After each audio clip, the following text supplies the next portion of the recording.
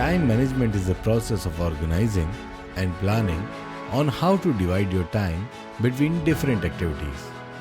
Get it right, and you will end up working smarter, not harder, to get more done in less time, even when time is tight and pressures are high.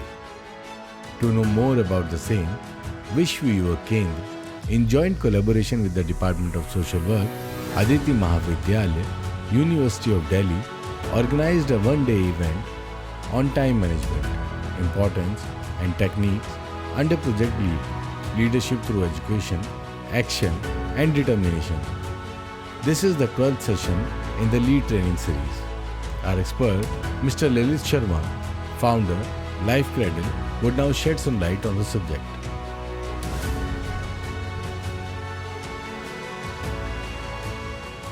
मैं हमारे सभी प्रतिभागी शुरुआती दौर से निरंतर जुड़े हुए हैं। इस प्रोग्राम की सक्सेस का श्रेय सिर्फ आपको और सिर्फ आप ही को जाता है, क्योंकि यहाँ से आप जो जितना सीखेंगे और अपनी जिंदगी में उसे अपनाएंगे, ये हमारे लिए सबसे बड़ी सक्सेस होगी और इस प्रोग्राम के लिए सबसे बड़ी सक्सेस होगी। So I once again welcome you all to the 12th session of Team Project LEAD on time management, importance and techniques.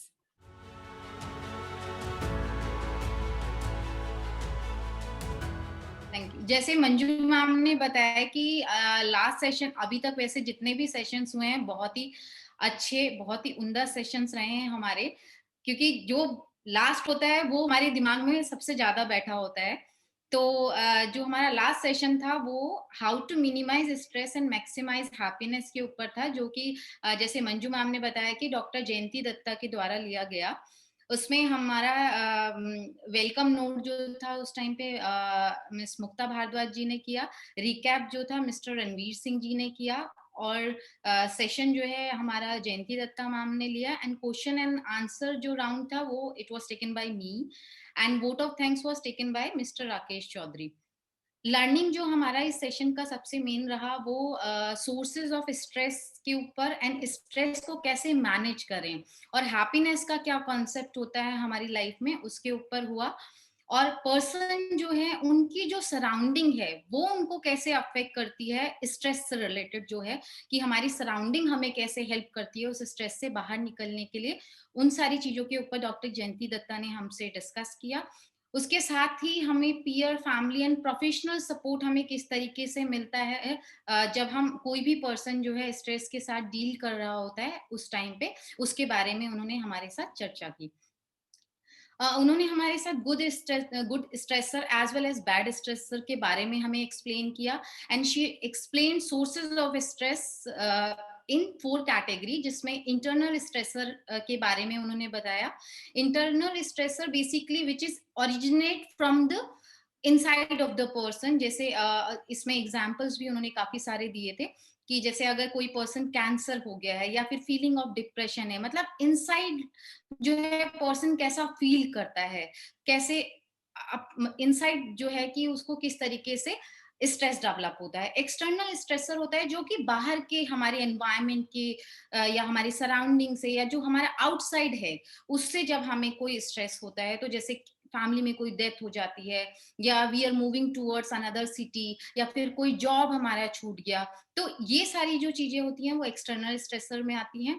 Then developmental stressor, जैसे कि डेवलपमेंटल जैसे कि लाइफ स्पैन, जब हमारा जो जब हम लाइफ स्पैन की बात करते हैं, जिस तरीके से हम ग्रो करते हैं डे टू डे लाइफ में, तो हमें जो हमारी डेवलपमेंटल चैलेंजेस आते हैं उनकी वजह से जो हमें स्ट्रेस होता है। फॉर एग्जाम्पल, अगर कोई बच्चा शुरुआती दौर में अगर स्कूल जाता है स्टार्टिंग में, तो उस तरीके से उसको जैसे स्ट्रेस होता है, या आप टीनेजर की एज में जब एंटर करते हैं या ओल्ड एज में जब आप एंटर करते हैं, तो जो लाइफ स्पैन के साथ हमारे जो है कि स्ट्रेस जुड़ा होता है, that is called developmental stressor. Then situational stressor, situational stressor जो सिचुएशन बेस्ड होता है, किसी भी सिचुएशन में भी, डिवोर्स हो गया, मैरिज हो गया, डेथ हो गया, कुछ भी, मतलब सिचुएशन जो आपको अफेक्ट करे, तो that is called situational stress. उसके बाद उन्होंने जो है कि हमें जैसे मैंने बताया डेवलपमेंटल स्ट्रेस, और we also learned about that how we can deal with our failures in life and how we can reduce the stress level. For example she said that कि हमें जो हमारे जो गोल होते हैं वो इस तरीके से सेट करने चाहिए कि अगर हम कभी किसी गोल को अचीव करने में फेल भी हो जाते हैं तो we should have some alternatives कि अच्छा, अगर मुझे अगर डॉक्टर बनना है, अगर मैं डॉक्टर नहीं बन पाई तो I should have some another option also, I should have some another alternatives और इंटरेस्ट कि अगर मैं इसमें सक्सीड ना कर सकूं तो दूसरी स्ट्रीम में मैं सक्सीड कर सकूं. तो you should have some alternative so that you can not get stressed in your life. And also she described about the various indicators of stress, जैसे emotional symptoms of stress, which includes mainly like we are trying to avoid the others, jealousy वाला factor होता है, withdrawal symptoms आने लग जाते हैं और हम बहुत easily जो है aggressive हो जाते हैं, agitated हो जाते हैं, frustrated हो जाते हैं, बहुत moody हो जाते हैं. तो ये सारी जो चीजें हैं हमारे emotional symptoms होते हैं जो हमारे stress, जिससे कि हमें पता चलता है that we are going through with the stress. उसके साथ कुछ फिजिकल सिम्टम्स भी मैम ने हमको बताए, जैसे कि फिजिकल सिम्टम्स होंगे जब आप बहुत ज्यादा स्ट्रेस में रहने लग जाते हैं तो you will feel low energy, then headache, आपका स्टमक अपसेट होता है, जैसे छोटी छोटी चीजों पे आपको एंजाइटी हो जाती है, जैसे कोई एग्जाम है तो उसके लिए आप एकदम से आपको स्ट्रेस हो जाता है तो उसकी वजह से आपको आपका स्टमक अपसेट हो जाता है, या डायरिया आपको हो जाता है, कॉन्स्टिपेशन, बहुत सारे एक्स भी उन्होंने बताए कि जो कि हमारे फिजिकल सिम्टम्स में काउंट होते हैं जब हम स्ट्रेस की बात करते हैं. तो इंसोमेनिया हो गया, इस तरीके से काफी सारी चीजें हैं जो हमारे फिजिकल सिम्टम्स में आते हैं. देन कॉग्निटिव सिम्टम्स हमारे जो होते हैं जो स्ट्रेस को इंक्लूड करते हैं, वो जैसे कॉन्स्टेंटली आप वरी करने लग जाओगे, आपके दिमाग में मल्टीपल थॉट्स चलने लग जाएंगे, आप चीजों को भूलने लग जाओगे, आप बहुत डिसऑर्गेनाइज रहने लग जाओगे, आप फोकस नहीं कर पाओगे सही तरीके से, और हर चीज में आपका बहुत ही पुअर जजमेंट हो जाएगा और हर चीज को आप नेगेटिव साइड से देखने लग जाओगे. तो इस तरीके के जब कॉग्निटिव सिम्टम्स हमें दिखने लग जाते हैं तो इसका मतलब कि we are suffering from the stress. उसके साथ ही कुछ बिहेवियरल सिम्टम्स की भी बात उन्होंने बताई कि जैसे कि बिहेवियर में भी हमारे चेंज आ जाएगा, जैसे हमारे एपेटाइट में चेंज आने लग जाएगा, या तो हम बहुत ज्यादा खाएंगे या फिर हमारी जो ईटिंग हैबिट्स है वो बहुत ही कम होने लग जाएगी. तो इस तरीके, या फिर हम बहुत ज्यादा अल्कोहल लेने लग जाएंगे, ड्रग्स के टूवर्ड्स जाएंगे, या कई लोगों को देखा होगा कि वो जब भी स्ट्रेस्ड होते हैं तो वो बहुत सिगरेट जो है कि वो बहुत ज्यादा पीने लग जाते हैं. तो इस तरीके से या आप बहुत जल्दी नर्वस होने लग जाओगे, या नेल बाइट करते हुए आपने देखा होगा. तो ये सारे बिहेवियरल सिम्टम्स होते हैं जो कि शो करते हैं दैट यू आर स्ट्रेस्ड. अब स्ट्रेस में बहुत सारे लेवल हो सकते हैं कि आप जो है कि कम स्ट्रेस्ड हैं या आप हाईली स्ट्रेस्ड हैं, जो कि लॉन्ग टर्म के लिए आपको किसी डिप्रेशन के टुवर्ड्स भी आपको ले जा सकता है. तो इन सब चीजों से बचने के लिए मैम डॉक्टर जयंती ने हमें स्ट्रेस मैनेजमेंट कुछ टेक्निक्स बताई थी, जिसमें कि I will not go in a detail, but yes, इसमें जैसे स्ट्रेचिंग उन्होंने बताया कि क्विक स्ट्रेचिंग आप कर सकते हैं, you can go for a bath, क्योंकि जब आप बात के लिए जाते हैं तो आपका थोड़ा सा माइंड डाइवर्ट होता है क्योंकि आप बात के लिए प्रिपरेशन कर रहे होते हो.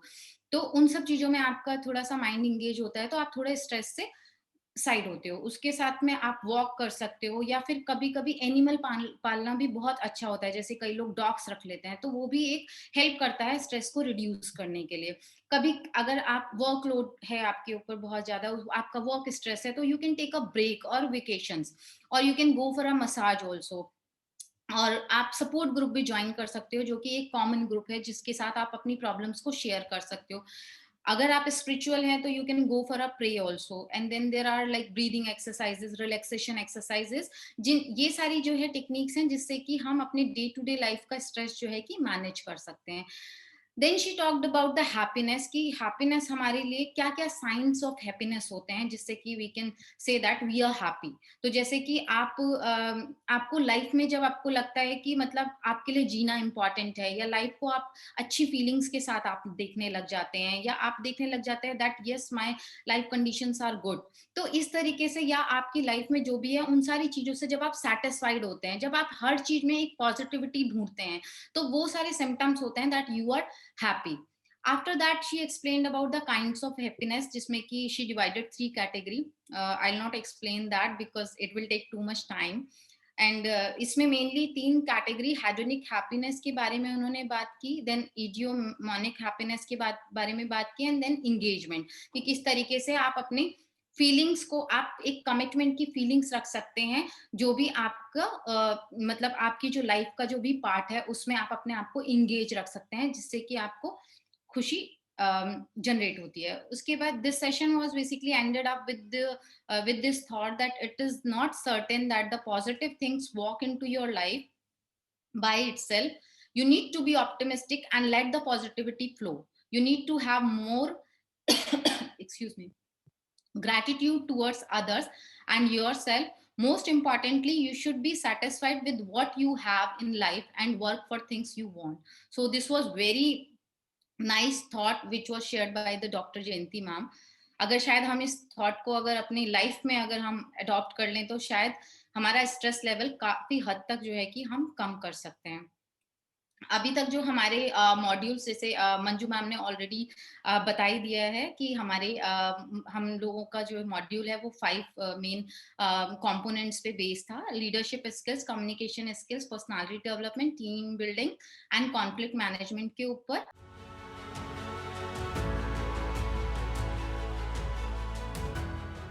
So we start the time management program. So सबसे पहला बेनिफिट क्या हुआ कि टाइम मैनेजमेंट जो है अगर हम प्रॉपरली करते हैं तो हमें टाइम जितना जिस काम में लगाना है उतना ही हमारा उस काम में लगेगा, और जो टाइम हमारा बचेगा उसको हम अलग अलग हिस्सों में बांटकर उसके और हम यूजेस कर सकते हैं। So first thing it brings is, first benefit is कि इससे आपका स्ट्रेस का लेवल कम हो जाता है, आपकी जो एंग्जाइटी है, एंग्जाइटी जो है वो कम हो जाती है, क्योंकि एंग्जाइटी और स्ट्रेस दो ऐसे फैक्टर हैं जिनका डायरेक्ट इम्प्लीकेशन आपकी हेल्थ पे। आपकी हेल्थ पे जो है इसका क्या इम्प्लीकेशन है कि जब आपका स्ट्रेस लेवल और एंग्जाइटी लेवल बढ़ेगा तो आपकी बॉडी के अंदर हाइपरटेंशन की प्रॉब्लम हो सकती है। ये हाइपरटेंशन की प्रॉब्लम आपके माइंड को इफेक्ट कर सकती है। It can destabilize your mind over a period of time. It may lead you to a state of depression, क्योंकि जब ये चीजें हो रही हैं इसमें क्या होता है कि आपके दिमाग में एक चीज आती है कि यू आर नॉट सक्सेसफुल, और जब ये आपके दिमाग में ये बात आएगी कि you are not successful, so all these things they will lead you to a point where you may get depressed. Now coming to the second benefit, the work becomes easier. Work किस तरह से easier हो जाता है कि आपने अपने time को कंपार्टमेंट में डिवाइड कर दिया, हर काम के लिए आपने एक निश्चित समय मुकर्रर कर दिया और उस काम को आपने उस समय के अंदर खत्म कर दिया। जब आपका काम समय पे पूरा हो जाता है तो आप अपने आप को रिलैक्स महसूस करते हैं। You have a sense of achievement, you have a sense that you have succeeded in your work.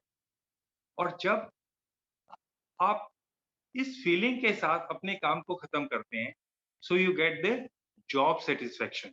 आपको एक सेटिस्फेक्शन मिलती है, और जब वो आपको सेटिस्फेक्शन मिलती है तो नेक्स्ट टाइम जब आप किसी भी काम को करते हैं तो वो काम आपके लिए करना आसान हो जाता है। कोई भी काम आपके लिए एक बोझ नहीं रहता, वो काम आपके लिए एक सोर्स बन जाता है एंजॉयमेंट का।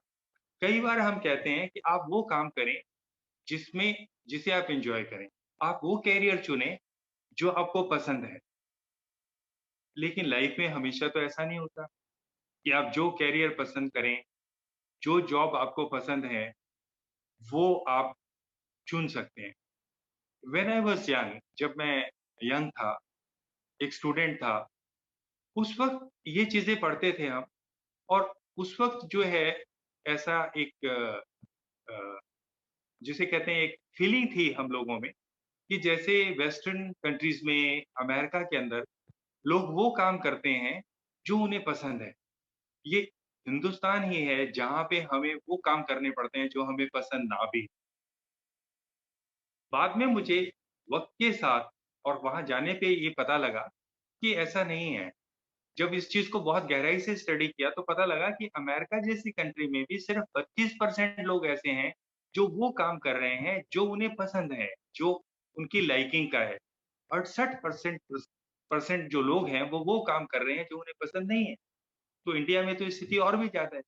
तो अगर आप एक काम कर रहे हैं जो आपको लगा कि ये काम मुझे पसंद नहीं था, तो आप अपने एटीट्यूड को चेंज करें और अपने व्यवहार के अंदर, अपने मन के अंदर और अपने दिमाग के अंदर इस चीज़ को डालें और गहराई से डालें कि यही वो काम है जिसको करने के लिए ईश्वर ने मुझे इस धरती पर भेजा है और मैं इसी काम को बहुत बेहतरीन तरीके से करूँगा।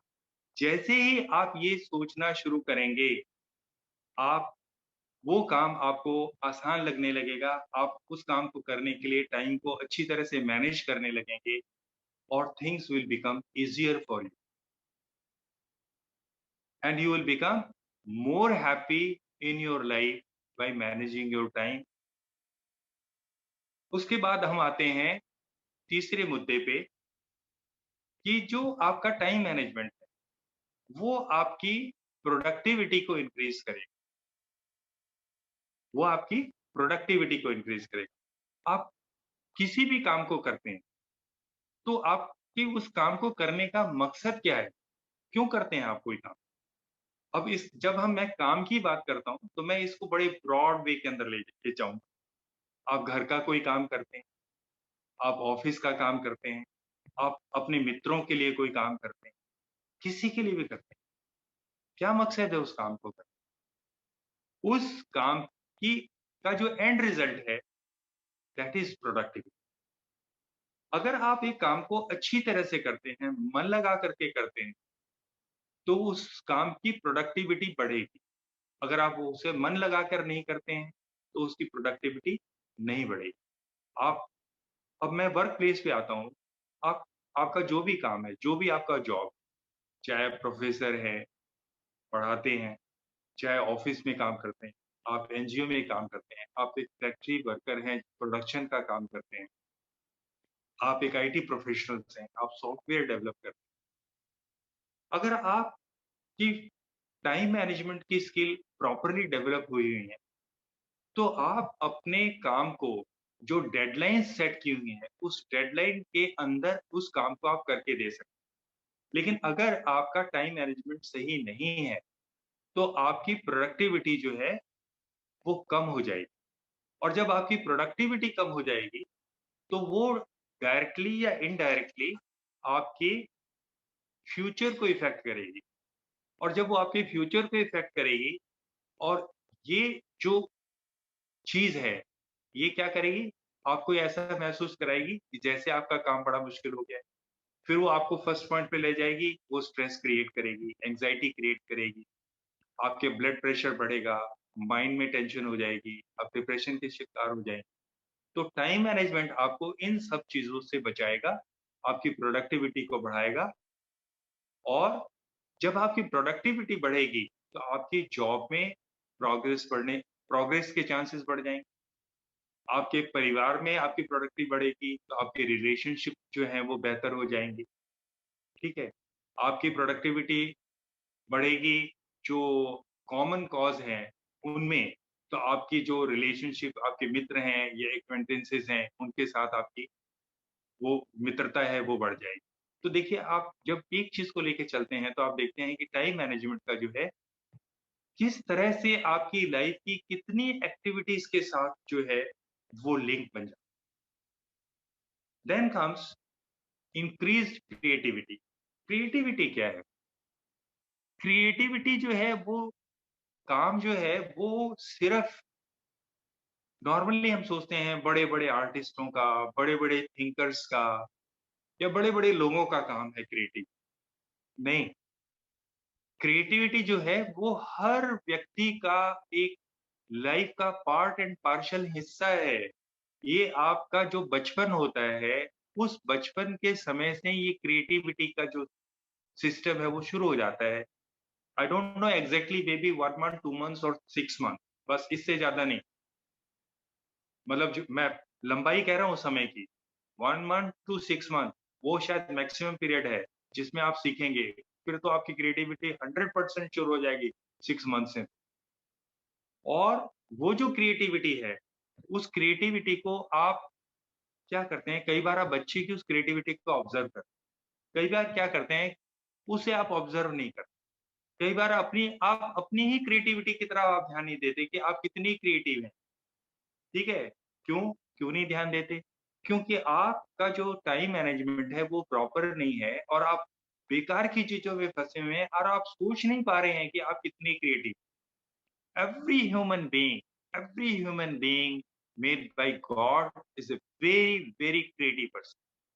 अब क्रिएटिविटी जो है उसको मैं एक जैसे नॉर्मली हमने पढ़ा था कि जो गृहिणी होती है, वैसे तो देखिए हर व्यक्ति चाहे वो जॉब में है या जॉब में नहीं है, वो स्त्री है या पुरुष है। स्त्री है तो उसके लिए हम वर्ग गृहिणी यूज़ कर लेंगे, पुरुष है तो उसके लिए अब मुझे इस वक़्त तो वो शब्द नहीं याद आता है। उसी का जो पर्यायवाची शब्द जो पुरुष के लिए फिट हो उसे आप फिट कर लीजिए, ठीक है? तो हर व्यक्ति जो है वो घर में कंट्रीब्यूट करता है, नहीं करता है तो गलत है, चाहे वो पुरुष है, चाहे स्त्री है, घर में कंट्रीब्यूट करना चाहिए। और घर में बहुत कुछ ऐसा होता है, छोटी-छोटी चीज़ें जो होती हैं, उसके अंदर आप क्रिएटिविटी क्रिएट कर सकते हैं। क्रिएटिविटी क्रिएट का करने का मतलब है आप चेंजेस ला सकते हैं अपने सोच के हिसाब से। और क्रिएटिविटी के अंदर क्या है सबसे बड़ी चीज़, आपको सोचने के लिए छोटे-छोटे वक़्त की ज़रूरत होती है। सोचने का जो कार्य है, वो कभी भी 20-25 मिनट से ज़्यादा आप लगातार नहीं कर सकते। क्योंकि माइंड जो है, वो 20-25 मिनट सोचने के बाद थकने लगता है, तो उसे एक ब्रेक की ज़रूरत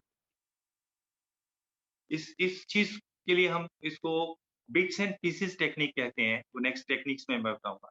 हाँ, जब आप टाइम का मैनेजमेंट प्रॉपर करते हैं, तो मैंने जैसे बताया कि कोई काम अगर मान लीजिए आपको लगता है कि आपका नॉर्मल करने में 1 घंटा लग जाता है और आपकी जो एक्टिविटी है वो इधर-उधर बीच में होने की वजह से टाइम ज़्यादा लगता है, तो आप उसे 45 मिनट्स में आप कर सकते हैं। So if you will focus on that point, if you will focus on that work, and if you can finish it in 45 minutes, do you say 15 minutes? This is how you will plan to work for every activity of yours. Activity में आप सारा कुछ आ जाता है। जब सुबह आप उठते हैं उस वक़्त से लेके जब आप रात को सोते हैं, तब तक का समय वो मैं एंड में डिस्कस करूँगा। हर स्लॉट को टाइम के स्लॉट को आप लगा सकते हैं कि भई ये काम मेरा इतने मिनट में हो सकता है, ये काम मेरा इतने मिनट में होगा और इसे मैं इतने-इतने टाइम में पूरा करूँगा, ठीक है? तो इस तरह से आप टाइम की सेव कर सकते हैं, हर एक्टिविटी से आप टाइम की सेविंग कर सकते हैं, by making a plan for all your activities, that is by managing your time for every activities of the day. और जो आपका ये जो टाइम मैनेजमेंट है, ये सिर्फ़ एक दिन का टाइम मैनेजमेंट नहीं है, ये जो टाइम मैनेजमेंट है, ये आपकी पूरे लाइफ़ का है। पूरे लाइफ का टाइम मैनेजमेंट। ज़रूरी नहीं कि आप सिर्फ़ 1 दिन का टाइम का मैनेज करें। आप अपने टाइम का मैनेजमेंट का जो चार्ट है, वो 1 दिन के लिए बना सकते हैं, 1 हफ्ते के लिए बना सकते हैं, 1 साल के लिए बना सकते हैं, 10 साल के लिए बना सकते हैं, 20 साल के लिए बना सकते हैं, 30 साल के लिए बना सकते हैं। अब आप देखिए कि टाइम मैनेजमेंट जो है, वो एक 24 घंटे के लिए नहीं। इसका मैं एक एग्ज़ाम्पल देता हूँ। आपने कहा कि सर आपने तो कह दिया 30 साल का टाइम मैनेजमेंट। भई 30 साल का टाइम मैनेजमेंट तो बड़ा लंबा टाइम हो गया, कैसे मैनेज करेंगे? Many of you might be student. Some of you might be professional in the age group of 25 to 30. मैं यूथ पे ज़्यादा ध्यान दूँ। जो स्टूडेंट है, वो अपना टाइम का मैनेजमेंट कि मैं किस वक़्त मैं जॉब करूँगा, उस जॉब में किस ईयर में कितने साल तक मैं एक रोल में रहूँगा, उसके बाद कितने साल मैं दूसरे रोल में रहूँगा, कितने साल मैं तीसरे रोल में रहूँगा, कितने साल मैं चौथे रोल में रहूँगा, ये उसका टाइम मैनेजमेंट हो गया जॉब को लेके। दूसरा टाइम मैनेजमेंट में उसका हो गया पर्सनल लाइफ को लेके, जो पर्सनल लाइफ के गोल हैं कि भई इस एज में मुझे मैरिज करनी है, इस टाइम पे मुझे अपनी फैमिली बनानी है, इस टाइम में मुझे बच्चों को पढ़ाना होगा, इस टाइम में मुझे बच्चों के एजुकेशन के लिए कितने रुपए की ज़रूरत होगी, किस तरह से मैं उनकी सेविंग करूँगा, वो सारे टाइम को लेकर के। इसके साथ-साथ आपका एक चलेगा कि भई मुझे अपना घर बनाना है, किस पीरियड तक कितने पैसे मैं इकट्ठे करूँगा, किस पीरियड से किस पीरियड तक मैं घर खरीदूँ? किस तरह का घर खरीदूँ। तो इस तरह से जो है आप पूरा प्लान करेंगे। फिर आप प्लान करेंगे कि मैं 25 साल नौकरी करूँगा, 30 साल नौकरी करूँगा, 35 साल नौकरी करूँगा। उसके बाद मैं रिटायर होऊँगा, तो मेरी रिटायरमेंट के बाद मेरी लाइफ़ क्या होगी? मेरी रिस्पॉन्सिबिलिटीज़ क्या होंगी? किस तरह से मैं करूँ? I will give you one example, specially in USA and in western world, those who are very high achievers, बहुत हाई अचीवर्स होते हैं, जो ये सोचते हैं कि भई हम किसी कंपनी के सीईओ बन के रिटायर होंगे, किसी कंपनी के सीएफओ बन के रिटायर होंगे। अपने-अपने फील्ड हैं, मैंने 2 एग्ज़ाम्पल दिए। वो क्या सोचते हैं कि भई हम अपनी ड्रीम कार खरीदें। अब हम एक कार की अगर बात करते हैं तो ड्रीम कार क्या होती है?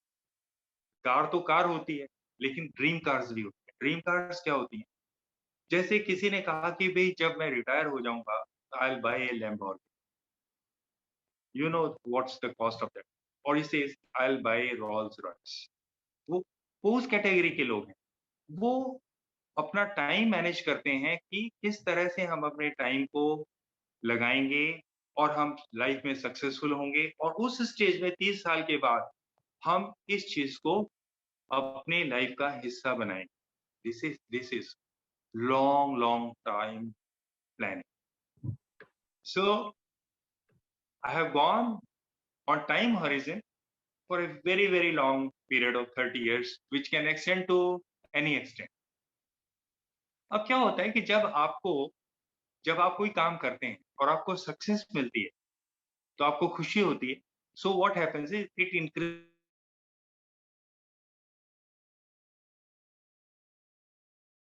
और क्या किया, हफ्ते क्या किया और उसमें जब आपको सक्सेस मिलती है, तो उस सक्सेस से क्या होता है? You get motivated. आपको आपको एक एनर्जी मिलती है कि हाँ, ये बहुत अच्छा है, मैं इसे करूँ। और जब आप फेल होते हैं, when you fail, then what happens? तो आपका मोटिवेशन लेवल नीचे जा। फेल होना गलत नहीं है। मैं तो कहूँगा कि आप किसी भी काम को करें, कभी-कभी फेल होएँ। आपको किसी ने ज़िंदगी में नहीं कहा होगा कि फेल हो। I am saying try something, fail, क्योंकि जब आप फेल होंगे ना, तो आपको एक नया मोटिवेशन मिलेगा। अब देखिए, आप में से अगर कोई वो व्यक्ति है जो ये सोचता है कि भई एक बार फेल हो गए तो बस अब लाइफ ही खत्म हो गई, उनसे मेरी हाथ जोड़ के गुज़ारिश है, लाइफ कभी खत्म नहीं, लाइफ हमेशा चलती है। If you will make mistake and if you fail, then you will learn, and when you learn, then you will progress. So it increases your self-esteem. What is self-esteem? Self-esteem is what you think about yourself. आपका अपने बारे में क्या सोच है? देखिए, दूसरे आपके बारे में कुछ भी सोचें, एक चीज हमेशा याद रखिएगा कि दूसरा आपके बारे में क्या सोचता है, that is immaterial to you. आपकी कोई तारीफ करता है, बहुत अच्छी बात है। आपकी कोई निंदा करता है, बहुत अच्छी बात है। आपकी ना कोई तारीफ करता है, ना कोई निंदा करता है, वो भी बहुत अच्छी बात है। तो भई अगर सारी बात अच्छी है तो फिर क्या है? फिर ये है कि अगर कोई आपकी तारीफ करता है, तो उसे एनालाइज़ कीजिए कि क्या वो तारीफ सच्ची है या वो फ्लैटरी है? अगर वो तारीफ सच्ची है, तो आप खुश हो जाइए। अगर वो तारीफ सच्ची नहीं है, तो उसे आप अपने दिमाग में ही मत रखें। अगर आपको किसी ने क्रिटिसाइज़ किया है और आपको क्रिटिसाइज़ करने पे आपको महसूस होता है कि आपको सही क्रिटिसाइज़ किया गया है, बहुत अच्छी बात। आप उसे एनालाइज़ कीजिए कि आपको किस बात पे क्रिटिसाइज़ किया गया। जिस बात पे आपको क्रिटिसाइज़ किया गया है, उस पे आप वर्क कीजिए। आप उस एरिया को इम्प्रूव कीजिए and once you will improve your self esteem will increase and you will become a better person. आपको एक चीज़ मैं बता दूँ कि जिन लोगों को क्रिटिसाइज़ किया गया, सही तरह से क्रिटिसाइज़ किया गया और उन लोगों ने उस क्रिटिसिज़्म का एनालिसिस किया और उस एनालिसिस को करके उन्होंने उसे इम्प्लीमेंट किया, they are the most successful people in this world. वो दुनिया के बेहतरीन सफल इंसानों में से एक है। तो आप अपनी जो बुराई है उसे हमेशा सुन, जो भी आपके बारे में कुछ बुरा कहता है उसे हमेशा सुनिएगा, क्योंकि वही चीज आपको एक अच्छा इंसान बनाए। लगातार आपकी अच्छी तारीफ आपको कभी भी एक अच्छा इंसान बनाने में उतनी कामयाब नहीं होती जितना आपका क्रिटिसिज्म आपको कामयाबी देने में आपका सहयोग कर। और ये सब मिलकर के क्या करते हैं, ये आपके सेल्फ एस्टीम को बढ़ाते हैं। और ये जो टाइम मैनेजमेंट है, जब आप हर चीज को समय पे कर पाएंगे, ठीक तरह से कर पाएंगे, आपकी प्रोडक्टिविटी बढ़ेगी, आपका मोटिवेशनल लेवल बढ़ेगा, आपके अंदर काम करने की एनर्जी और बढ़ेगी, तो आपका सेल्फ एस्टीम जो है वो जब बढ़ेगा तो आप जीवन में और अधिक सक्सेसफुल होते चले जाएंगे। अब आपका सेल्फ एस्टीम बढ़ गया, आपका मोटिवेशन लेवल बढ़ गया, आपकी एनर्जी का लेवल बढ़ गया, आपके पास रिलैक्सेशन का टाइम भी बढ़ गया और एक्टिविटीज को करने के लिए भी आपके पास टाइम मिल गया। तो इससे क्या होगा, आपका जो वर्क लाइफ बैलेंस है वो ठीक हो जाएगा। अब देखिए आजकल जो बहुत बड़ी-बड़ी कंपनी है, जिसमें खास तौर पे आईटी कंपनीज हैं, उनमें वर्क लाइफ बैलेंस की बहुत बात होती है। उनके वर्क लाइफ बैलेंस की बात क्यों होती है? क्यों एक समय ऐसा था कि आईटी कंपनीज के अंदर वर्क लाइफ बैलेंस नाम की कोई चीज ही नहीं थी। लोग 12 घंटे, 16 घंटे, 18 घंटे तक काम करते थे। काम ही काम किए जा रहे हैं, because that was the time when everybody wanted to go ahead. Life में सक्सेस इतनी बड़ी चीज हो गई थी कि people were investing lot of time in work on. उससे क्या होता है, there is a burnout. You have heard the word burnout. Burnout क्या होता है कि आपकी जो एनर्जी है उसका लेवल नीचे चला जाता है, आपका मोटिवेशन का लेवल नीचे चला जाता है, आपका सेल्फ एस्टीम नीचे चला जाता है, your confidence also decreases and you become less productive. तो आपका क्या होता है, वर्क लाइफ बैलेंस बिगड़ जाता है। ना तो आप काम अच्छा कर पाते हैं, ना आराम अच्छा कर पाते हैं। तो फिर एक जो है, हर कंपनी के अंदर एक चीज शुरू हुई, work life balance, work life balance. तो जॉब ऑफरिंग्स भी होती हैं, उनमें भी ये जो है, इंटरव्यूज के टाइम पे जो इंटरव्यूअर्स हैं वो कहने लगे कि ये जो जॉब है आपको, it provides you work life balance. और ये जो वर्क लाइफ बैलेंस है, इट हैज बिकम ए की word during the recruitment. Her level के रिक्रूटमेंट के ऊपर ये वर्क लाइफ बैलेंस जो है ये बहुत बड़ी चीज बन गई। So work life balance is very important in life, and that can be brought in by time management। आपका जो 8 घंटे का टाइम है वर्किंग आवर्स का, उसकी टाइम को भी आप इस तरह से स्लॉट कर सकते हो कि उसमें आपको 15 मिनट, 10 मिनट, 5 मिनट का बीच-बीच में ब्रेक मिल जाएगा। You will have the mental relaxation and then you will have lot of time left for your personal life। So all these activities, what they will do, they will lead you to your increased confidence। और जब आपका confidence level बढ़ जाता है, then what happens? Confident person can bring about a huge change in his or her work environment, in his progression curve also, and in family life. Many people, they probably mistake it. I don't know how many differentiate between success in career and life. Being successful in life is one thing, being successful in career is another.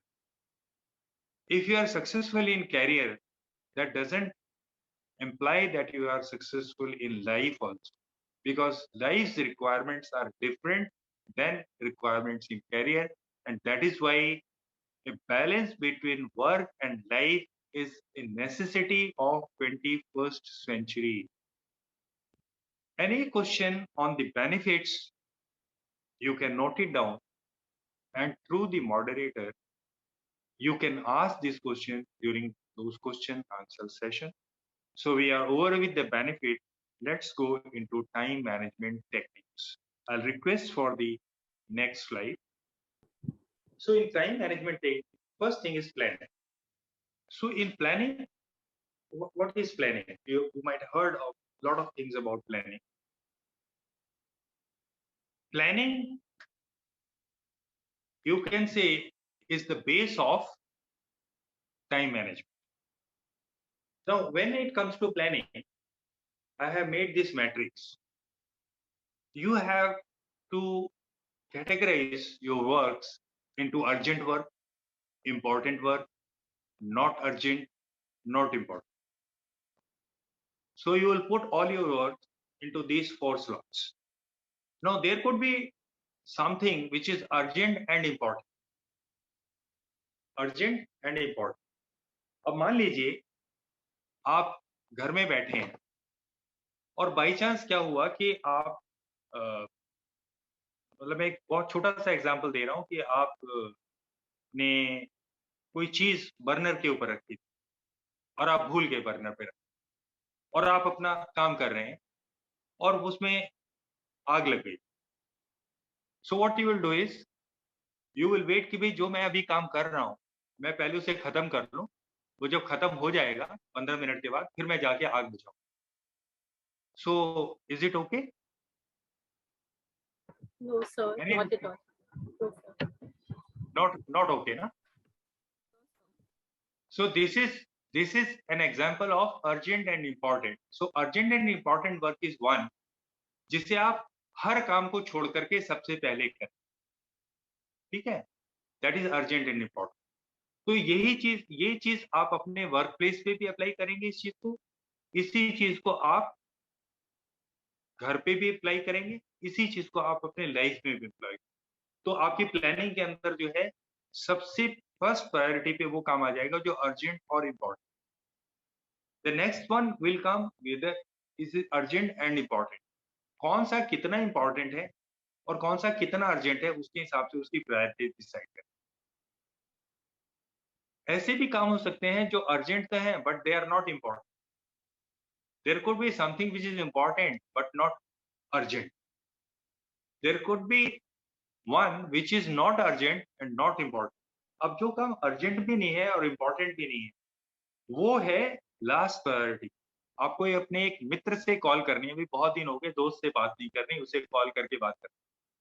तो उसको जो call करना है वो क्या ऐसा है कि काम को बीच में छोड़ के किया जाए, चाहे वो घर का काम हो चाहे वो आपका ऑफिस का काम हो, तो उसे आप कब करेंगे? जब आपके पास खाली वक्त है, रिलैक्सेशन का टाइम है कि भाई अब मेरे पास कोई काम नहीं है तो वैसे करते हैं दोस्त को फोन लगा। लेकिन अब दोस्त को भी जब फोन मिलाएंगे तो आप उससे सबसे पहले क्या पूछेंगे?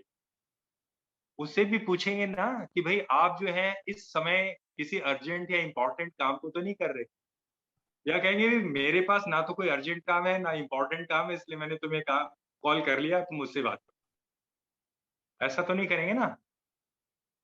That is not to be done. So when you will call you will ask do you have time, can we talk और can we fix up some other time. So मैंने आपको ये 2 एग्जांपल दिए हैं, बाकी एग्जांपल आप खुद भी ढूंढिए। Your creativity will work at this time and this matrix will give you insight into your creativity। मैंने कहा था ना कि हर व्यक्ति में क्रिएटिविटी है, बहुत है। Now you apply your creativity कि आपके लाइफ के आपके वर्क के कौन से काम अर्जेंट हैं, कौन से इंपॉर्टेंट हैं, कौन से अर्जेंट नहीं है, कौन से इंपॉर्टेंट नहीं है, और फिर इसके 16 कॉम्बिनेशन बनेंगे। Urgent and important, urgent not important, urgent important not urgent. तो इस तरह से आप कॉम्बिनेशन बनाइएगा। This is also creativity, this is an exercise, do at your home कि किस काम को मैं किस स्लॉट में करूं and accordingly you will make a planning कि हर काम को आप एक समय देंगे कि भाई ये काम इतने समय में हमें करना है और इसे खत्म करना। लेकिन इसमें मैं एक चीज कहूंगा कि हर काम को करने का जो समय है वो आप खुद निर्धारित करेंगे, क्योंकि हर काम हर व्यक्ति उसी समय में कर पाए ये जरूरी नहीं। एक व्यक्ति जो है एक काम को थोड़े से समय में खत्म कर लेता है, एक को थोड़ा सा ज्यादा समय चाहिए। You must know that the work for which you are planning to fix a slot of time, it has to be reasonable. Reasonable because अगर कोई व्यक्ति एक काम को 25 मिनट में करता है, तो कोई उसको हो सकता है 20 मिनट में करे, हो सकता है कोई 30 मिनट में करे। ये वेरिएशन तो ठीक है, 5 मिनट डिपेंड करता है उस काम का कि 5 मिनट कम या 5 मिनट ज़्यादा। लेकिन ऐसा अगर आप प्लान करेंगे जिसमें आप एक्स्ट्राऑर्डिनरी टाइम लगा रहे हैं, तो वो प्लानिंग नहीं रहेगी, and that will not called time management also. That will not be kind, that will be called wasting time, that will be called wasting time. और अभी मैं आऊँगा इस चीज़ के ऊपर, एंड में आऊँगा कि किस तरह से हम टाइम को वेस्ट करते हैं। So the goal setting will be after planning. आपने पूरी प्लान की, उस प्लान के हिसाब से आपने गोल सेट किया। और ये जो प्लानिंग है टाइम की, जैसा कि मैंने पहले कहा था कि ये प्लानिंग आप जो है अपने 1 दिन की, 1 हफ्ते की, 1 महीने की, 1 साल की, 5, 10, 15, 20, 30, 35, 50 साल की कर सकते हैं। Fine? Then comes fix the deadline. आप मान लीजिए कोई काम है, आपने कहा कि देखिए 20-25 मिनट में खत्म हो जाना चाहिए। तो वो 20-25 मिनट में खत्म तो हो जाएगा, लेकिन उसके साथ-साथ आप उसकी डेडलाइन भी फिक्स कीजिए कि भई 20-25 मिनट मैंने रखे, लेकिन 30 मिनट से ज़्यादा हर हालत में नहीं लगना चाहिए time. 30 minutes is the deadline for this thing. हर हालत में मुझे 30 मिनट्स में करना ही है। And this is you have to do for every item of your work which you are fixing for doing. Then comes prioritization. ये जो प्रायोरिटाइजेशन है ना, कि आप किस काम को पहले करें और किस काम को बाद में करें, इसके अंदर एक सबसे बड़ा एक मैं आपको प्रिंसिपल दूँगा, वो ये है कि नॉर्मल हमारी टेंडेंसी क्या होती है कि हम जो आसान काम होते हैं ना, हम उन्हें पहले करना चाहते हैं, और जो मुश्किल काम होते हैं, उसे हम बाद में करना चाहते हैं। This is totally A wrong approach. Prioritisation क्या होनी चाहिए? सबसे पहले आप मुश्किल काम को करें। जो काम आपको सबसे ज़्यादा मुश्किल लगता है, पहले आप उसे करें। तो जो प्रायोरिटाइजेशन है, maybe I have learned over a period of time. हो सकता है मैंने वक़्त के साथ सीखा हो।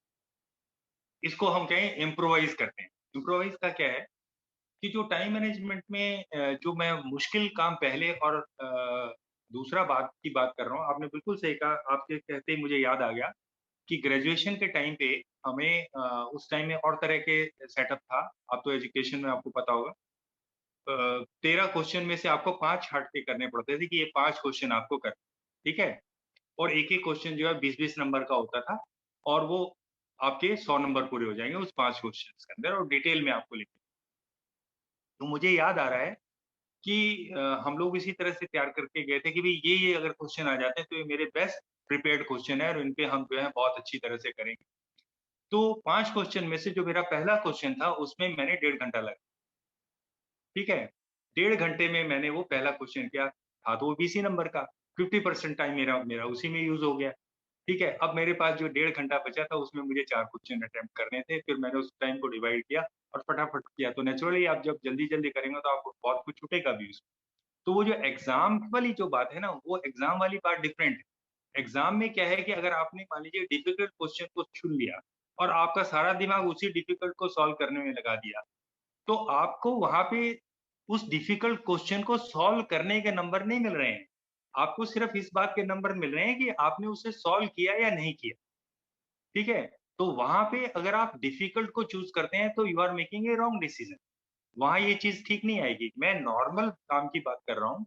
यहाँ जो डिफ़िकल्ट वर्क है, उसमें क्या होता है कि मान लीजिए आपको क्रिएटिविटी चाहिए, आप क्रिएटिविटी, और उस क्रिएटिविटी में अगर आपने मुश्किल काम को पहले कर लिया और आपकी क्रिएटिविटी वहाँ यूज़ हो गई, तो बाकी आसान काम में आपका टाइम निकल गया। लेकिन अगर आपने आसान कामों में एनर्जी बहुत लगा दी और जब लास्ट में क्रिएटिविटी का टाइम आया, तो आपका दिमाग थक चुका है and you don't have energy for the creativity, then how you will do it? तो क्या है, there is nothing absolute truth. देखिए, आर्ट और साइंस में यही फ़र्क है। आर्ट और साइंस में, because time management is an art. Art और साइंस में यही फ़र्क है कि आर्ट में फ्लेक्सिबिलिटी होती है, साइंस में फ्लेक्सिबिलिटी नहीं होती। अगर एटम के अंदर, अगर एक एटम के अंदर इलेक्ट्रॉन, प्रोटॉन, न्यूट्रॉन जो फिक्स हैं, तो फिक्स हैं। आप ये नहीं कह सकते कि पहले एग्ज़ाम में मैंने लिखा कि इसके अंदर 9 प्रोटॉन है, दूसरे में मैं लिख दूँगा कि 8 है तो चलेगा, नहीं चलेगा। ठीक है? वो तो जितने हैं। लेकिन आर्ट में फ्लेक्सिबिलिटी होती है। You you can have the flexibility. So ये प्रायोरिटाइज़ेशन में अगर किसी को ये लगता है कि भाई मैं आसान काम को फटाफट निपटा लूँ और मैं बड़ी आसानी से करके अपना बाकी का समय हार्ड टास्क में दे सकता हूँ, it is one's choice, so one can choose that way also, right. ना अब जैसे डेलीगेशन की बात आती है, अब देखिए आप एग्जाम में अगर आपका कोई मुश्किल सवाल है तो आप अपने साथ के स्टूडेंट को डेलीगेट तो नहीं कर सकते ना कि भाई ये तो बड़ा मुश्किल सवाल है, तुम्हें आता है, तुम कर दो, एक अपने कागज पे लिख के दे दो, सारे सवाल का उत्तर मैं अपनी जो शीट है उसमें अटैच कर दूँ। हाँ, that is not possible, am I right. So delegation कहाँ आता है? डेलीगेशन आता है वर्क प्लेस, और वर्क प्लेस में भी कहाँ आएगा delegation? If you are if you are at a position where you are working with a team और उस टीम में आपसे जूनियर लोग हैं, तो वो काम जो आसान है, जिसमें उस लेवल का इंटेलेक्चुअल इनपुट की जरूरत नहीं है, जिस लेवल के इनपुट की आप दे सकते हैं, तो उस काम को आप उन लोगों को दे सकते हैं जो आपके सबॉर्डिनेट्स हैं, जो आपके जूनियर्स हैं, उस काम को करें और उसको एग्जीक्यूट करें। क्योंकि टीम में क्या होता है कि बहुत सारे काम होते हैं, और अगर सपोज आप एक मैनेजर के तौर पे काम कर रहे हैं और आपके पास 10 लोगों की टीम है, तो एक बहुत बड़ा काम आपकी पूरी टीम के पास होता है, तो वो सारा काम आप करेंगे ऐसा पॉसिबल नहीं होता। हर काम आप खुद नहीं कर सकते। इवन इवन आप देखिए कि एजुकेशन के अंदर भी जो लोग एजुकेशन से जुड़े हुए हैं, वो भी जब स्टूडेंट को पढ़ाते हैं, तो कुछ काम होमवर्क के लिए दे देते हैं ना, वो होमवर्क क्या है? That homework is delegation of work, right? कि भी ये बच्चे अपने लेवल पे करें और अपने लेवल पे उसको करके सीखें। सो टाइम का जब आप स्लॉट निर्धारित करते हैं, तो आप करते हैं कि भाई ये मेरा पूरा वर्क शेड्यूल है, इसमें मुझे ये काम करना है, ये काम तो मुझे ही करना पड़ेगा, लेकिन ये जो काम है ये मेरे से जूनियर लेवल के लोग करेंगे, और उस काम को आप सबको डेलीगेट कर देते हैं, भी ये काम आप करेंगे, ये आप करेंगे, ये आप करेंगे, ये आप करेंगे, और कुल मिलाकर के जो है वो पूरी टीम मिल करके उसको काम करती है। Then comes the right time and right activity. Right time and right activity. That means you have to do right thing, right activity at right time. I think इसके बारे में मुझे बहुत ज़्यादा बताने की ज़रूरत नहीं है, क्योंकि जिस काम को भी आप करते हैं, चाहे वो घर में है, चाहे मित्रों के साथ है, चाहे ऑफिस में है, वो आपको पता है कि कौन-सा टाइम सही है उस काम को करने का, और कौन-सा काम या कौन-सी एक्टिविटी प्रायोरिटाइज़ेशन के हिसाब से आपको कब करना है। अर्जेंट, इम्पोर्टेंट, नॉट इम्पोर्टेंट, उसके हिसाब से आप डिसाइड करके सही समय पे उस सही काम को। Let us continue the technique on the next slide. Expect the unexpected. ये एक पॉइंट है। क्या होता है कि जब भी आप कोई भी काम करते हैं, चाहे वो ऑफिस का काम हो, चाहे घर का काम हो, कुछ अनएक्सपेक्टेड हो जाता है। उस अनएक्सपेक्टेड के लिए भी आपको थोड़ा टाइम का गैप देना चाहिए। अब मान लीजिए, आई will give you one simple example. आप गूगल करके देखते हैं कि आपके घर से ऑफिस जाने में 20 मिनट लगते हैं। आपने देखा कि हाँ भाई, रोज मैं देखता हूँ कि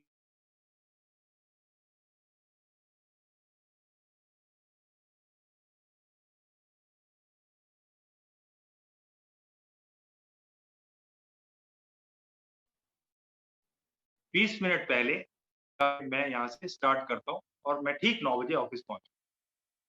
now if you do it daily, will you be able to reach every day at 9 o'clock in your office? Yes or no?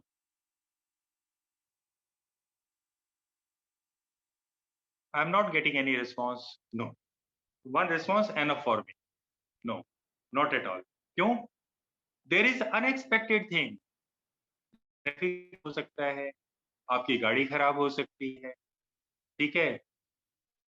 आपको कोई मिल गया, जिससे आपको 2 मिनट के बाद आपसे अवॉइड नहीं कर, अनएक्सपेक्टेड।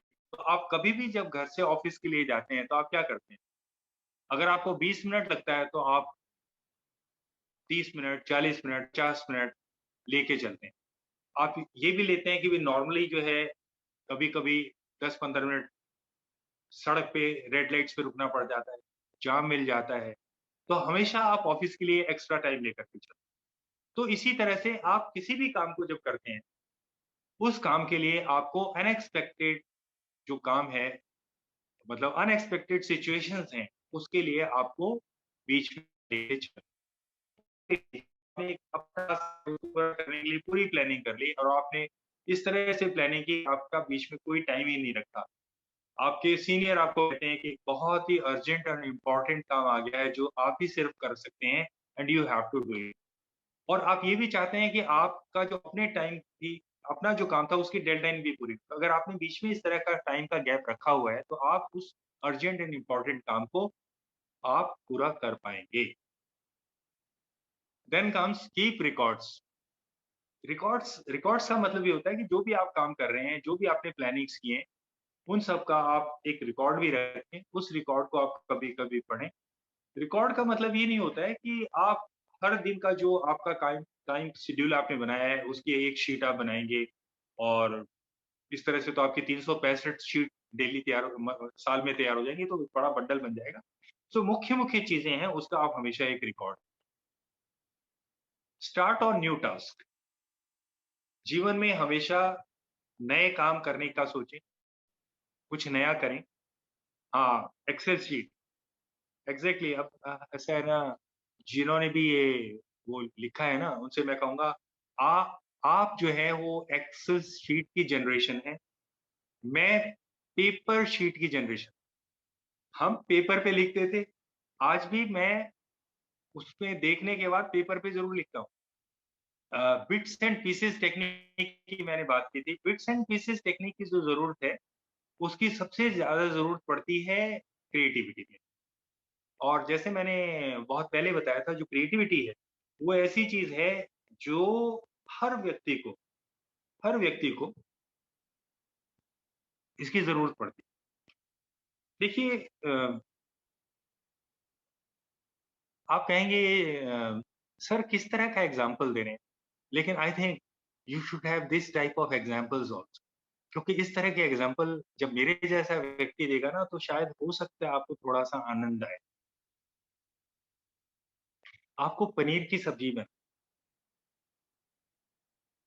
मटर पनीर की सब्ज़ी बनानी, कैसे बनाएँगे? एक नॉर्मल तरीका है बनाने का। आप आज की तारीख में गूगल कीजिए, आपके पास 50 वीडियो आ जाएँगे।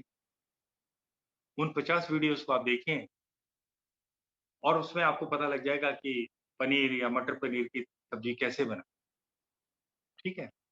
सिंपल, बहुत आसान है। अब वो आपने वहाँ से देख लिया कि ये चीज़ बनती है, ऐसे बनती है। अब इसमें आप अपनी क्रिएटिविटी क्या कर सकते हैं? आप सोचें, आप एक बार बनाएँ, खुद बना के चखें कि इस वीडियो से जब देखा था, तो इसके हिसाब से जब मैंने ये सब्ज़ी तैयार की, तो मटर पनीर या पनीर की सब्ज़ी कैसे। अब आप ये सोचें कि मैं इसको कैसे इम्प्रूव करूँ? कैसे इम्प्रूव करें? या तो उसमें से कुछ इंग्रीडिएंट्स जो डाले गए थे उन्हें निकालें, या कुछ इंग्रीडिएंट आप सोच के डालेंगे, किसी को आप कम करेंगे, किसी को आप ज़्यादा करेंगे। यही creativity.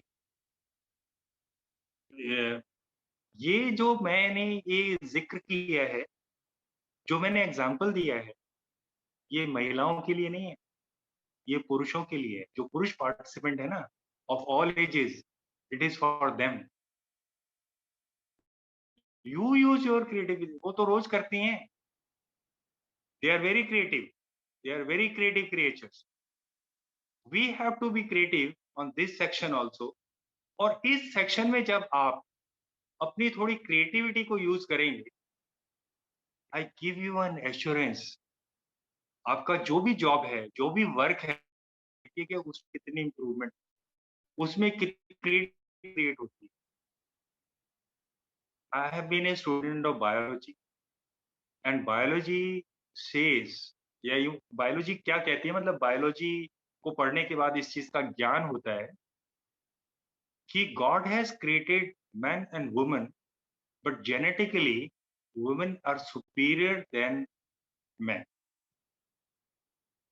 But man they normally they don't accept it. वो जल्दी से इस बात को एक्सेप्ट नहीं करना चाहते। क्यों नहीं करना चाहते? वो इसलिए नहीं करना चाहते कि historically it's a very very long history that this the basic concept was the survival of the fittest. So who used to survive in this world? And I'm not talking about human beings only. I'm talking about the whole lot of species of animals and plant in this on this earth. I'm talking about every creature of this earth. There was a fight going on in every species. Now let's come down to human beings. Human beings have been fighting for lakhs of years for their survival. So who have been fighting? Men have been fighting. Men have been fighting with each other. Men fighting men for their survival. So during that process of fighting, the women were kept on the backside and the men kept on fighting. And because of that fighting that continued for millions of years, they developed genes which created very strong muscles in. और वो जो protective layer चलती चली गई, उसकी वजह से physically जो है women they became weak physically only, I am talking about, and men became weak strong physically. और क्योंकि वो फिजिकल वर्ड था इसलिए उसमें डोमिनेंस जो था वो मैन का हो गया and women became recessive. But now for last 300 to 400 years, or if I put correctly it's 500 years, जब से इंडस्ट्रियल रेवोल्यूशन शुरू हुआ और चेंजेस आने शुरू हुई, and specially in 20th and 21st century, the women all over the world, because of their genetic composition which was superior than men, they started coming out, and now you can see in every field which you can perceive of, women are doing wonderfully well. Reward yourself. कैसे reward देंगे आप अपने आप? अपने आप को आप एक गुलाब का फूल, आप अपने आप को एक बहुत अच्छी टेस्टी आइसक्रीम खिलाएं। डायबिटिक हैं तो आजकल शुगर फ्री आइसक्रीम्स आती हैं। अगर आपको नमकीन पसंद नहीं है, अगर आपको मीठा पसंद नहीं है, तो अपने आप को कोई एक अच्छी टेस्टी नमकीन पेश करें। आप अपने लिए एक बहुत अच्छी मोटिवेशनल किताब भेंट करें। There are hundreds and thousands of ways to reward yourself. When you achieve something, you must reward yourself. That will give you inner pleasure. जो inner pleasure है, that will motivate you to go ahead in your life. जीवन में तो सबको आगे बढ़ना है ना, आगे बहुत तरीके से बढ़ा जा सकता है। There are hundreds and thousands of ways to progress in life. And for that, when you will manage your time properly, you will have time for all these things in the world. हाँ, अब हम थोड़े से practical way में आते हैं। आप अपने अपने सामने जो आपके पास पेपर है, पेन है, उसे लेके बैठिए। Identify 5 best ways of your wasting time.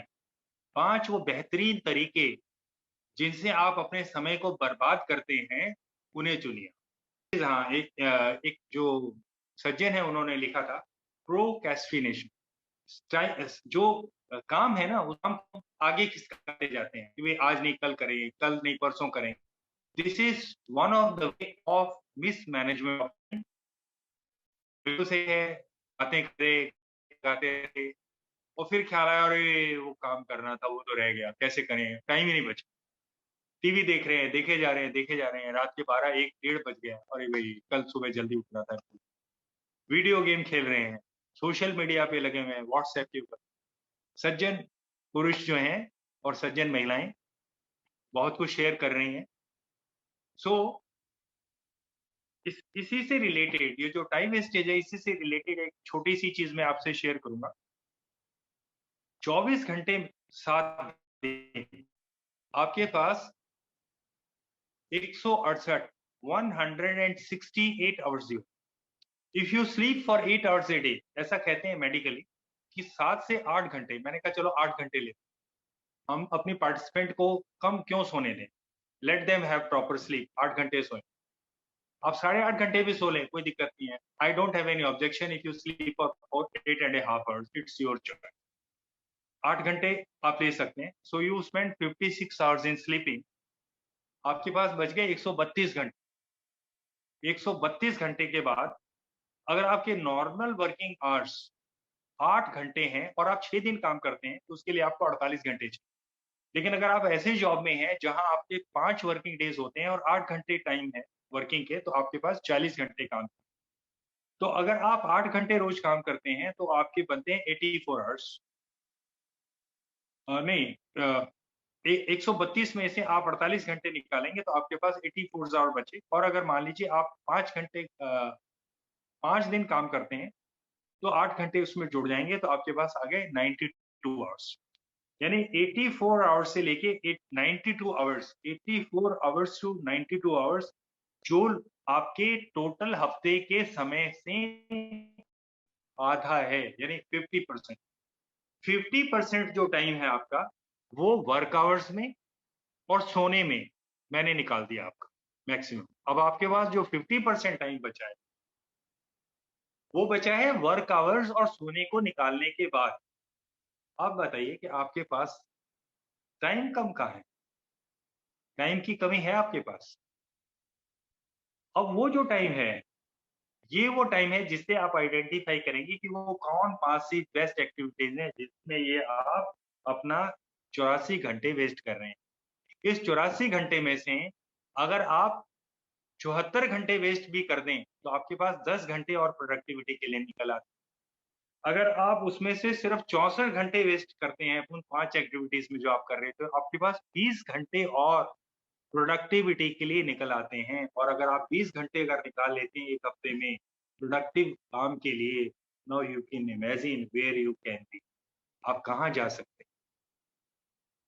So this is one thing, analyse your one day's activity. जो मैंने एक एक्सरसाइज दी है ये 24 घंटे में आप लगाइए। आप सुबह उठे, ब्रश करने, नहाने में, दूसरी एक्टिविटीज में अपना समय लगाया, ब्रेकफास्ट में कितना लगाया, आप काम करने के लिए गए, ट्रांसपोर्टेशन में कितना लगा, ऑफिस आवर्स में 8 घंटे में आपने कितना काम किया, कितना बीच में आपने घोषित किया, वापसी में कितना टाइम आया, घर आके पे लगाया, सोशल मीडिया पे लगाया, घर के लोगों से बातचीत में लगाया, घर की एक्टिविटीज में कितना सहयोग किया और कितने घंटे से। तो आपकी एक दिन की एक्टिविटीज का जब आप चार्ट बनाएंगे, रिकॉर्ड बनाएंगे, ये आपको बहुत क्लियरली आपको एक इमेज दे देगा कि आप कहाँ कहाँ अपने टाइम को waste. Calculate your working hour ने भी, जो मैंने आपको दिया था अभी, कैलकुलेशन दी थी, पूरे आप वर्किंग आवर्स का पूरा एनालिसिस करें कि पूरे आपका जो वक्त था उसको आपने किस तरह से बिताया है। Identify your strength and weaknesses, भाई कौन सा काम है, क्या आपकी वीकनेसेस है जिसकी वजह से आप इनको वेस्ट करते हैं, उस वीकनेसेस को आइडेंटिफाई करें और किस तरह से आप अपने समय को बहुत प्रॉपर्ली यूज करते हैं उसको आइडेंटिफाई करें। और जब आप इस वीकनेसेस को है आइडेंटिफाई करेंगे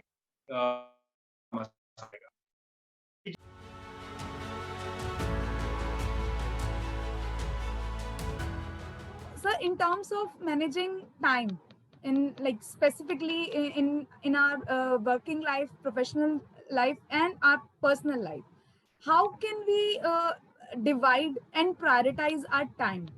कि इन दोनों ही लाइफ के जो हमारे सेक्शंस हैं, वर्क लाइफ है हमारा और हमारा घर है, उसके लिए हम सबसे पहला क्वेश्चन तो यही है कि क्या हमें डिवाइड करना चाहिए, टाइम को प्रायोरिटाइज करना चाहिए, और अगर करना चाहिए तो प्रायोरिटी क्या होनी चाहिए सबसे पहले, किस चीज को हम पहले तवज्जो दें कि हम वर्क लाइफ में आ रहे हैं, हमारे वर्क लाइफ में भी हमारे मल्टीटास्किंग एकदम से आ जाते हैं, अनएक्सपेक्टेड की जैसे आपने बात की थी, एक्सेप्ट द अनएक्सपेक्टेड थिंग, तो वर्क लाइफ में तो हमारे सामने आता ही है, घर में भी हमारे सामने आ जाता है कि अगर छोटा सा ही हम दिन सोचें कि हमने अपना रिलैक्सिंग का टाइम अगर बिताने के लिए रखा है और उसी दिन हमारे अनवांटेड गेस्ट आ जाते हैं और घर में चीजें भी नहीं है कुछ उनको सर्व करने के लिए, उनको एंटरटेन करने के लिए, तो वो घर का एक हमारा एक चैलेंज हो जाता है कि कैसे हम मैनेज करेंगे उसको। ऐसे ही ऑफिस लाइफ में भी हमारे सामने बहुत सारे डेडलाइन वाले, जैसे आपने बहुत अच्छे से बताया था कि डेडलाइन वाला हमारा टास्क है जो हमें परफॉर्म करना है, कंप्लीट करना है, और देन एंड देयर एक नया टास्क आ जाता है कि वो तो उसी टाइम करना ही करना है। तो हम किसको प्रायोरिटी पहले रखें और कैसे हम डिवाइड करें अपने टाइम को सर? देखिए, जो टाइम मैनेजमेंट का मैंने बताया था प्लानिंग की, उस प्लानिंग के अंदर हमने एक चीज कही थी कि आप उसमें ऐसे स्लॉट रखें कि अगर आपके पास कोई अर्जेंट और इम्पोर्टेंट काम बीच में आ जाता है जिसे आपको करना बहुत जरूरी है, तो उसे आप कर पाए। कोई भी जो काम है उसकी जो डेडलाइन है, वो उस काम को कितना समय लगता है उसके हिसाब से सेट की जाती है। ठीक है, जैसे आप घर की बात करें, घर के अंदर अगर सपोज मैं एक बड़ा छोटी सी बात करता हूँ कि आपको 4 लोगों का लंच तैयार, ठीक, अब 4 लोगों का लंच 30 मिनट से लेके 2 घंटे में तैयार हो सकता है। It may take 30 minutes, it may take 2 hours also, लेकिन वो आप डिसाइड करेंगे ना कि आपके पास कितना समय है और आपको वो सारा 30 मिनट में करना है या 2 घंटे का। अगर आपके पास 2 घंटे का टाइम है तो आप 2 घंटे के हिसाब से चीजें तैयार करेंगे, आपके पास आधा घंटा है तो आप आधे घंटे के हिसाब से करेंगे, है ना। अगर मान लीजिए आपके गेस्ट आते हैं, अनएक्सपेक्टेड गेस्ट आ गए आपके, वो आपका रिलैक्सेशन टाइम, तो गेस्ट के साथ 2 चीजें होती हैं कि एक तो वो है कि जो आपको इन्फॉर्म करके आते हैं, तो आप अपने टाइम शेड्यूल को उसके हिसाब से एडजस्ट कर लेंगे। लेकिन अगर कोई अनएक्सपेक्टेड बिना बताए आता है, तो बिना बताए जो आने वाले लोग होते हैं, they are always very very near and dear. ठीक है, बिना बताए कोई किसी के यहाँ, तब तक अगर फॉर्मल मीटिंग है, फॉर्मल है, तो कोई किसी के यहाँ बिना बताए नहीं जाएगा, और अगर इनफॉर्मल है, आपके लोग इतने करीब हैं कि उन्हें बताने की जरूरत नहीं है, तो उनके लिए आपको बहुत ज्यादा मेहनत की भी जरूरत है। सपोज आपके अनएक्सपेक्टेड गेस्ट आ गए जिनके लिए आपको डिनर तैयार करना, तो वो वही होंगे ना जो आपके बहुत करीबी हैं। तो उनके लिए आप डिनर जो आधे घंटे में भी तैयार कर सकते हैं। लेकिन अगर आपके यहाँ फॉर्मल विजिट है किसी, तो उसके लिए डिनर के लिए आपको शायद 2 घंटे की जरूरत पड़े। सर, गरिमा जी का एक टेक्निकल क्वेश्चन है कि how can bits and pieces technique is helpful in managing our time? Bits and pieces में मैंने बताया ना कि इसकी मदद सबसे ज्यादा आपको क्रिएटिविटी में। जब अगर आप ऐसे क्रिएटिव जॉब में, suppose you are an artist, आपको बहुत अच्छी पेंटिंग बनानी है, या मान लीजिए आपको बहुत अच्छा कोई आर्टिकल लिखना है, या मान लीजिए आप एक साइंटिस्ट हैं, आप कोई एक इनोवेटिव टेक्निक को ढूंढना चाहते हैं, ठीक है, या मान लीजिए आप किसी ऐसे जॉब में हैं जहां आपको क्रिएटिविटी, जैसे फिल्म मेकिंग, प्रोड्यूसर है, डायरेक्टर है, एक्टर है, all these people have to do creativity. तो आप जब तक आप सोचेंगे नहीं कि मैं किस चीज को किस तरह से करूं, क्या मैं नया करूं, कैसे नया करूं, तो आपका जब दिमाग सोचता है तो क्या होता है कि 20-25 मैक्सिमम 30 मिनट के अंदर आपका दिमाग सोचते सोचते थक जाता है। तो आपको दिमाग को रेस्ट देना है। You give rest for 5 minutes, 6 minute, and then again you start thinking. वो 5 मिनट आप किसी भी तरह के रिलैक्सेशन टेक्निक को यूज कर सकते हैं। You can go for meditation, you may just close your eyes, right, you can chant mantras. आजकल जैसे मैंने सुना है कि बौद्ध धर्म से रिलेटेड जो चैंट्स हैं वो बड़े फेमस हो रहे हैं, आपको नेट पे भी बहुत मिल जाएंगे। So that probably gives peace of mind. अगर बहुत शुरू में जैसे मैंने बताया था समय का कि जो अच्छा समय होता है बड़ा जल्दी निकल जाता है, बुरा समय बड़ी मुश्किल से निकलता है। तो जो बुरा समय होता है that time also you can go for meditation, chanting and all. Those are the relaxation technique, क्योंकि जब आप टेंशन में होते हैं ना तो आपको माइंड को रिलैक्स करना होता है। इसी तरह से जब आप क्रिएटिविटी करते हैं, क्रिएटिव माइंड आपका जब सोच रहा होता है तो वो थकता है। जब वो थकता है तो आपको उसे रेस्ट देना। तो इसे हम कहते हैं बिट्स एंड पीसेस।